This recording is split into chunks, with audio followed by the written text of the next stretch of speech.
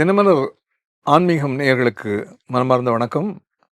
அறத்தின் குரல் பகுதியில் இன்று நாம் வரலாற்றில் இடம்பெற்றுள்ள அண்மைக்கால வரலாற்றில் இடம்பெற்றுள்ள சக்கரை அம்மா என்கிற ஒரு பெண் சித்தரை பற்றி பார்க்கவிருக்கிறோம்.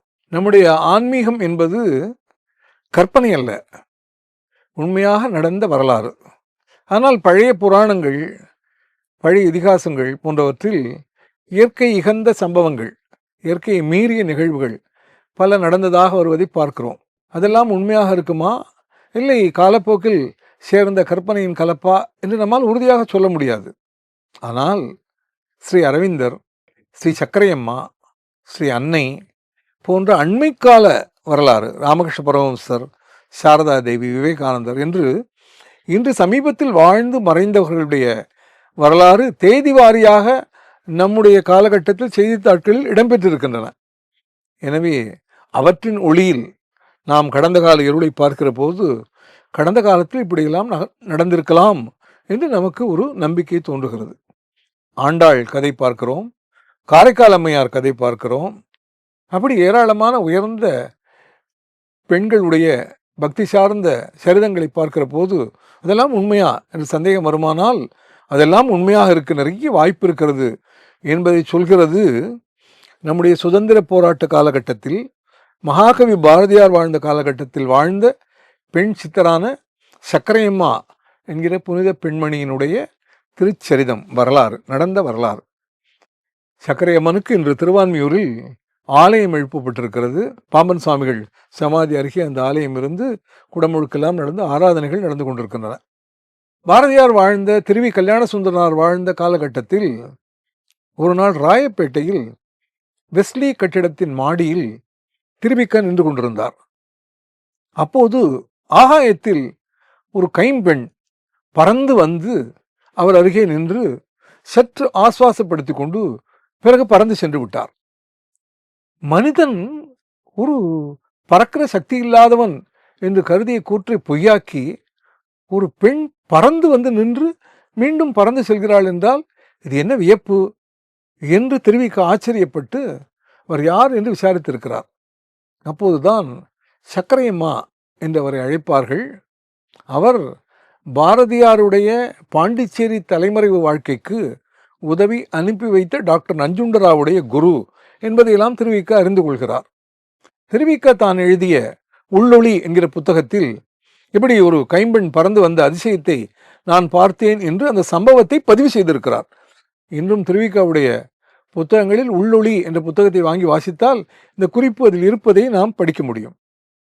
அப்படிப்பட்ட சக்கரையம்மா ஒரு உபதேசத்தை செய்திருக்கிறார். நாம் அனைவரும் பின்பற்ற வேண்டிய அறிவுரை அது என்ன என்பதை பார்ப்பதற்கு முன்னால் அவர் சரிதத்தை பார்ப்போம். தேவிகாபுரம் என்கிற ஊரில் ஒரு சிறுமியாக இருந்த போதே ஒரு குருக்களின் மகள், அவளுக்கு பக்தியில் தீவிர நாட்டம் இருந்தது. கோயிலில் நெடுநேரம் தியானம் செய்வாள். அந்த காலகட்டத்தில் 7-8 வயதிலேயே திருமணம் செய்து கொடுத்து விடுவார்கள். சென்னையில் கோமலீஸ்வரன் பேட்டையில் சட்டநாதன் என்கிற ஒருவனுக்கு அவளை திருமணம் செய்து கொடுத்தார்கள். மனைவியை இழந்தவன் 2ஆம் தாரமாக இவள் மணந்து கொண்டாள்.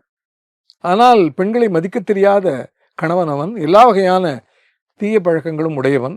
அவளை வேலை வாங்கினான், ஒரு அடிமை போல் நடத்தினான். அவனும் போய் சேர்ந்தான்.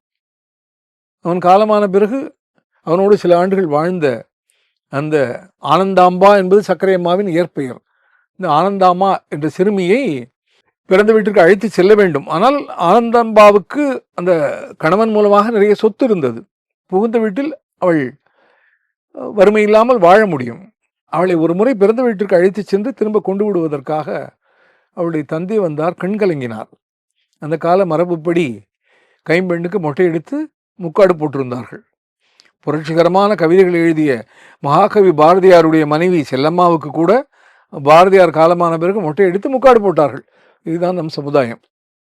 அந்த சக்கரை அம்மாவை, ஆனந்தாம்பாவை அழைத்து கொண்டு தேவிகாபுரம் வந்தார். அதன் அருகே தான் திருவண்ணாமலை பகுதிகள். அந்த ஆனந்தாம்பா திருவண்ணாமலை பகுதிகளில் அப்படி நிம்மதி தேடி அலைந்து கொண்டிருந்த பொழுது நட்சத்திர குணாம்பா என்கிற ஒரு பெண் துறவியை சந்தித்தார். அந்த துறவியின் சாநித்தியத்தில் இந்த சிறுமிக்கு கொஞ்சம் நிம்மதி கிடைத்தது. அவருக்கு பணிவிடை செய்தார். அவர் தன்னுடைய ஆன்மீக நெறிகளை முழுவதும் இந்த ஆனந்தாம்பாவுக்கு போதித்தார். அப்படி போதித்த போது ஸ்ரீ சக்கர உபாசனை என்கிற ஒரு உபாசனையும் கற்றுக் கொடுத்தார்.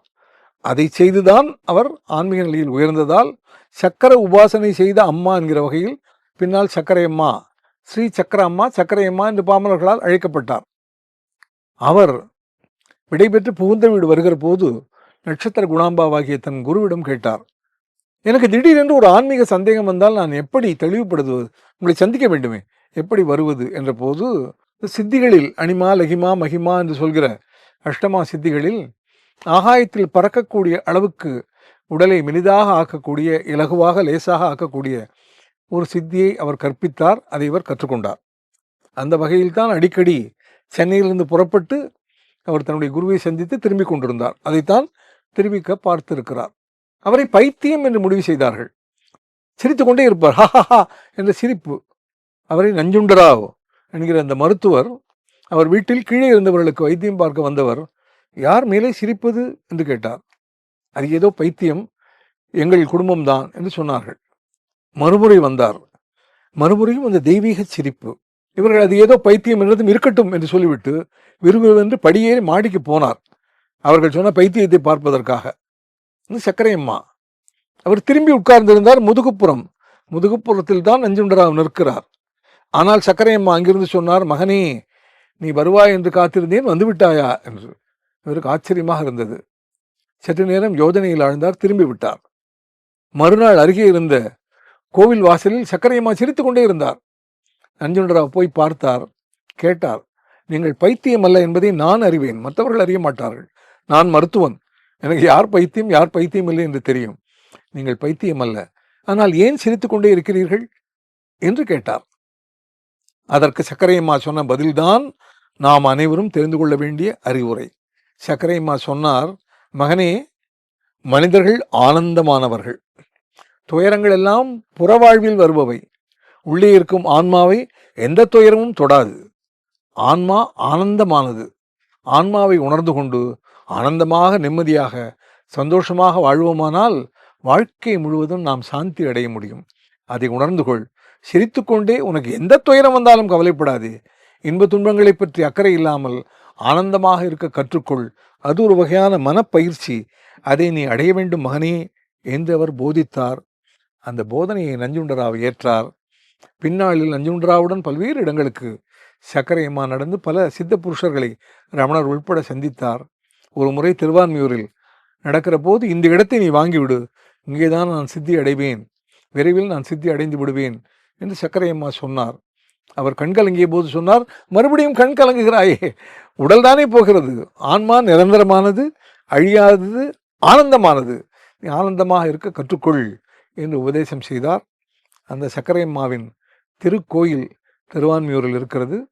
நாம் ஆனந்தமாக இருக்க கற்றுக்கொள்ள வேண்டும், நாம் எல்லோரும் ஆனந்தமானவர்களே என்கிற உயர்ந்த அறிவுரையை அங்கிருக்கும் சிலை சொல்லிக்கொண்டே இருக்கிறது.